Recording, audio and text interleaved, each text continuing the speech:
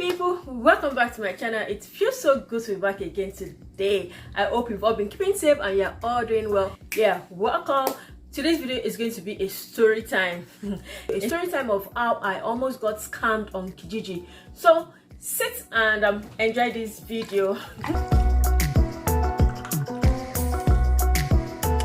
If you're coming across my channel for the first time, you're seeing this face for the first time, subscribe, because on this channel I promise you that it's going to be all fun. Yes, there are so many interesting things to see on this channel. Anything that has to do with business, making money online, showing you around the city of Kitchener-Waterloo, showing you around Canada. I'm sure it will be something you would want to see. So let's get down to the story time. There are a lot of scams going on here in North America, so you really have to be very careful. As the only thing about it is they can get caught, but like going through the investigation, the recovery process, it's always a long process.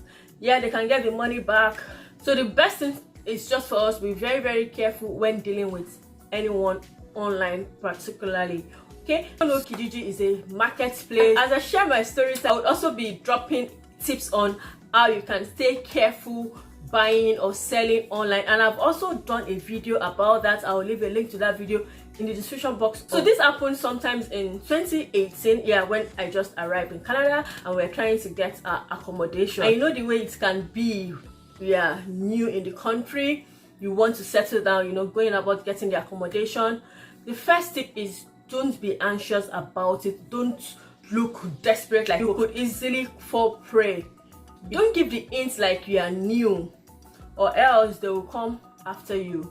If you're on a Facebook marketplace, if you're on Kijiji, any marketplace at all that is online, you have to be extremely careful. Then number two is get familiar with the community. Of course, when you're in a new place, you will have friends, not necessarily close friends, but these people that you can talk to when something come up, like in church or true friends. You know, there's always a need for you to get familiar with the community. Canada as a country, as a new immigrant, you thrive on networking. You cannot underestimate the power of networking in this country. It cannot be underestimated at all. So that's number two tip. So let me continue with my story. Open an account on Kijiji. We started house hunting. Yeah, in Canada, for you to get accommodation, you have to apply. Some can be good enough to say, oh, we got someone else, while some will just ghost you completely. No word from them. If it's taking longer than necessary, just know that that accommodation is not coming through. We've gone to check like 3 or 4 places. If you're on Kijiji, if you see something you like, you always send an email asking questions about the listing. So I now sent an email. I still have that email here. Let me see if I can read that email out. I said, good afternoon. I saw the listing of your 2-bedroom in Kitchener on Kijiji and I am interested. Kindly send me pictures and address. When can you show the apartment? Like, when can we come in for a show? Like showing you around the place. And the response came. So it says, hello, thank you for your interest in our 2-bedroom, about us. They now told me a story about them. At that point, I should be like, why are you telling me stories about you? Like, I just want to see the house. So my name is Laura, my husband is Dan, blessed with a son, Steven. We have a 2-bedroom house. They gave the address. We are looking for a non-party, responsible, honest, and willing to take care of it as if they are own, because proper care of the place is our top priority. That's good, right? Then stated the rent, utilities inclusive, telling you what is included in your rent. It's well detailed, available as soon as possible. Stated everything, which is very good, you know, telling you everything that it's included in your rent and whatever it is they are paying. And availability is as soon as possible. Then the lease, they said long-term renter, a year lease, pet, yes allowed. So if you see a mail like this, you'll be like, oh, these are serious-minded people. Like, if people are out to scam, they are very perfect in their skills. It's just for you to be very careful, you know, extremely careful. They have it all stated out. First contact, you don't have any cause to doubt them. This is what I mean when I say your lease agreement should be well detailed. I didn't even give it a thought that there could be a possibility of being scammed on Kijiji. I don't know, maybe the Nigerian part of me is just like in the abroad. All right, so they now continue. We are currently in Ottawa. My husband got a new job as head supervisor at the Canadian Tire Ottawa, and we decided to put our house in Kitchener for rent for a long time because we are buying another house here. The attachment is the picture of our family. We are both raised from Christian background and believe in sincerity and honesty. Well, can you tell us briefly about yourself and how you are willing to take care of this place if finally rented to you? Awaiting your reply. I don't know them, they are strangers to me. I only told them about the basic introduction, like my name, my husband's name, and I also told them how we will take care of their house if rented out, and of course that we are Christians. Okay, that's fine, that's okay. Please don't, when you see mails like this, out of anxiety, out of eagerness, please don't give out detailed information. No, just basic information. After that email telling them about us, and at that point my husband was like, it's not so sure of these people, but well, you know, women now, we always have our wala sometimes. So they now sent a rental application form. I filled the form, and basically they want to know phone number, occupation, first name, last name, references. That was what they asked in the application form, which I sent. So after sending the application form, they now sent a final decision email. Like, that's the subject of the email, final decision. I was like, okay, let me read this. Oh my god. And it says, dear Fumilola, I wish to inform you that after reviewing your application, I and my husband have decided to rent a place to you due to your willingness to take care of the place as if it is your own and being responsible tenant. You now have a new place of your own to move in. Wow, I was joyous, like, well. You are like a perfect tenant, and we trust you so much with everything you have said about you and satisfied with all information provided. I will let you know when I will be coming for a checkup after you move in, and we are so happy to entrust you and your husband with the house, like it has become your property. Also, I will be packing your keys, paperwork, and last month's rent receipt to be mailed via FedEx courier. When I saw that FedEx, I was like, no, not. It will be packed via FedEx courier today. I was like, something is fishy. And will deliver to your doorstep on Monday. Then you can start moving as soon as you receive the keys, but rent starts counts once you move in December 1st. Yeah, all this happened in November 2018, towards the end of November.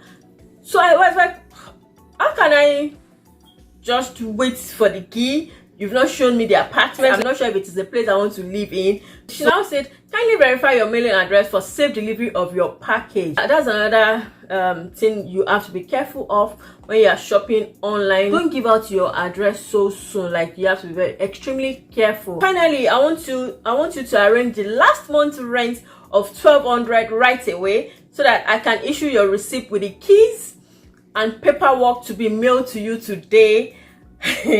And I will email you the FedEx tracking details as soon as your package is sent out. You can send the rent using email money transfer for safe and secure payments at no cost. So at that point, we now spoke to our friends that have been in Canada before. I was like, is this possible? Does it happen like this here in Canada? They were like, no way. Nobody would send you their keys like through courier when you don't even know where the house is. You don't know anything about the house. And I'll say, okay, now move in. How can I just send money? An apartment that I've not seen, I don't even know where the house is. I will now just send the rent. But at this point, I was just playing along, like, I just want to know where this is going.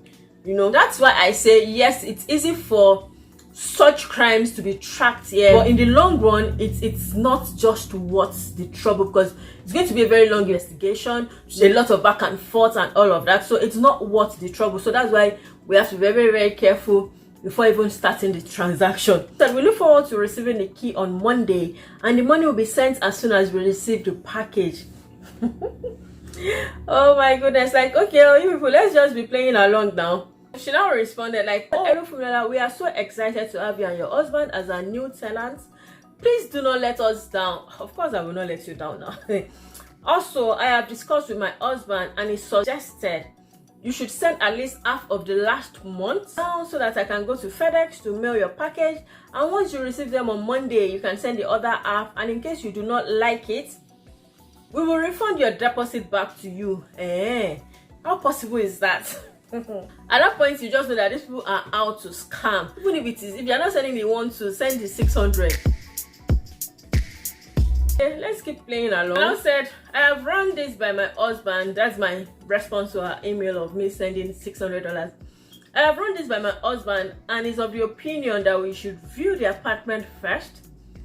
If you trust us enough to give us your apartment, I will implore you to believe that we will make payments as soon as we receive the key and view the house. It is impossible for us to move into your house without fulfilling our obligation of rent payment. Thanks. See, my people, that was the last. As in, that was the last email correspondence that we had. This is one of so many scams that happen online. Have you had any close shave experience with scams like this? Have you had any experience buying online, selling online on Facebook Marketplace, Kijiji, or any other online platform? Please share it in the comment section. I'm sure whatever it is that you have to share would help someone. If you're landing in Canada or if you're new to Canada, you have to view the house first before you make payments. It's not possible for you to just pay into somebody's account when you don't even know where the apartment is. You've not checked out the community to know if it's somewhere you want to stay.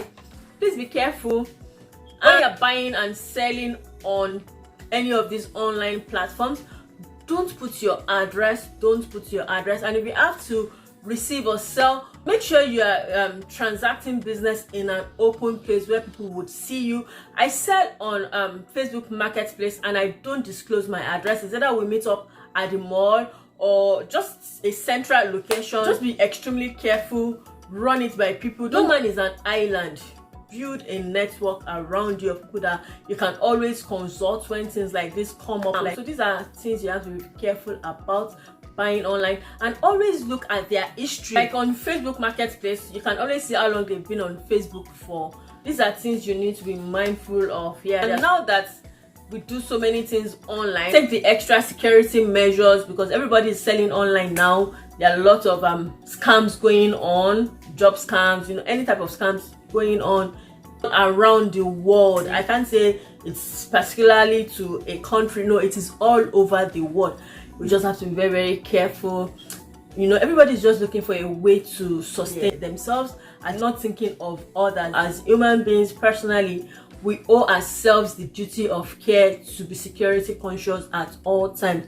Don't let down your guards. Take extra measures to stay safe online and offline. Thanks so much for watching my video today. Have you had any scam experience? Please share it in the comment section. And I'm making a video too about scams with brand deals. Oh my god, I'll make a video on that as well. Brand deal scams, there are lots of that. Like, I get to receive these emails every day. We really have to be very careful. There are so many people out there hunting for praise. We will not fall praise in Jesus' name. We will not be a victim of fraud in Jesus' name. If you're coming across my channel for the first time, on this channel, everything business, everything money, everything interesting. I show you life around Canada, life in Kitchener, I show you bits of my life here in Canada, and I'm sure you are interested in videos like this. So subscribe, hit that notification bell, and always come back to watch my videos. And to all my existing subscribers, thank you for rocking with me on this channel. Until I come again some other time, let's continue to impact the world with knowledge and information. Stay safe out there. Stay safe. It's so important to stay safe. Bye now. See you in the next